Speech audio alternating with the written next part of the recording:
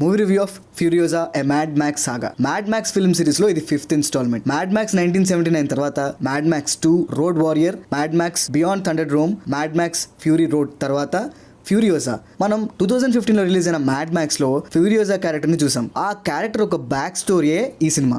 ఈ సినిమా 2015లో జరిగిన స్టోరీకి ప్రీక్వెల్. సో మీరు ఆ ఫిల్మ్ చూసి ఈ సినిమాకి వెళ్తే మీకు ఒక క్లారిటీ ఉంటుంది.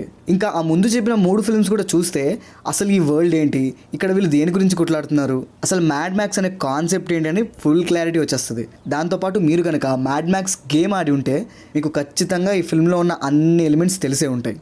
ముందున్న 4 సినిమాలు చూసిన తర్వాతనే ఈ సినిమా చూడాలంటే ఎస్, అవి చూస్తేనే ఇది మీకు అర్థమవుతుంది, లేకపోతే అస్సలు అర్థం కాదు. అట్లీస్ట్ 2015లో రిలీజ్ అయిన మ్యాడ్ మ్యాక్స్ ఫ్యూరీ రోడ్ అయినా చూడాలి. సో దట్ మీకు అసలు ఫ్యూరియోజా అంటే ఎవరు, ఆ క్యారెక్టర్ ఏం చేయగలదు అని ఒక క్లియర్ కట్ క్లారిటీ వస్తుంది. సినిమా విషయానికి వచ్చేస్తే సినిమా కొంచెం డిసప్పాయింటింగ్గా ఉంది నాకైతే. ఎందుకంటే mad Max fury full to full action and ఎక్కడ ఆగకుండా ఫుల్ ఫాస్ట్ పేస్లో ఉంటుంది సినిమా. మీరు ఖైదీ సినిమా చూసారు కదా, ఖైదీ సినిమా దాదాపు మ్యాడ్ మ్యాక్స్ ఇన్స్పిరేషన్ లానే ఉంటుంది. సేమ్ అలాగే ఆ లారీలో ఎలా అయితే చేసి జరుగుతుంటుందో మ్యాడ్ మ్యాక్స్ ఫ్యూరీ రోడ్లో కూడా సేమ్ కాన్సెప్ట్ ఉంటుంది.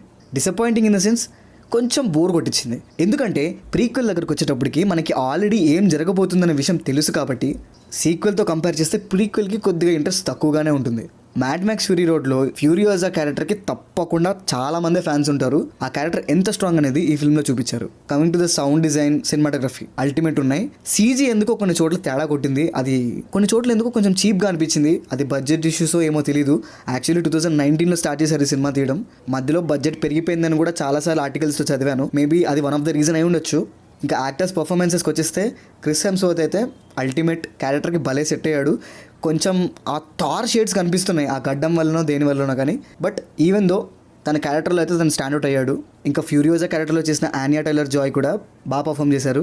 ఓవరాల్గా ఈ ఫిల్మ్ అంతా రివెంజ్, అదే ఆ వెంజెన్స్ ఫ్లేవర్లోనే ఉంది. మ్యాడ్ మ్యాక్స్ ఫ్యూరీ రోడ్ లాంటి ఒక ఫాస్ట్ పేస్ యాక్షన్ థ్రిల్లర్ లాంటిది ఎక్స్పెక్ట్ చేస్తే మాత్రం కొద్దిగా డిసప్పాయింట్ అవుతారు. లేదు మీకు ఫ్యూరియోజా పాస్ట్ తెలుసుకోవాలి, అసలు ఫ్యూరియోజా ఇక్కడికి ఎలా వచ్చి తన సర్వైవల్ ఎలా ఉంది అని మీరు తెలుసుకోవాలనుకుంటే మాత్రం ఖచ్చితంగా ఈ సినిమా మిస్ అవ్వకండి. థియేటర్ ఎక్స్పీరియన్స్ ముఖ్యం. బిగులు బండి రైడ్ చేస్తుంటే వచ్చే సౌండ్ దద్దరిల్లిపోయింది థియేటర్లో.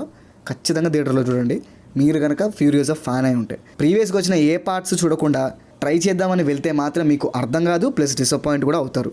సో అదండి matter. This is Pranav signing off team cinema picture.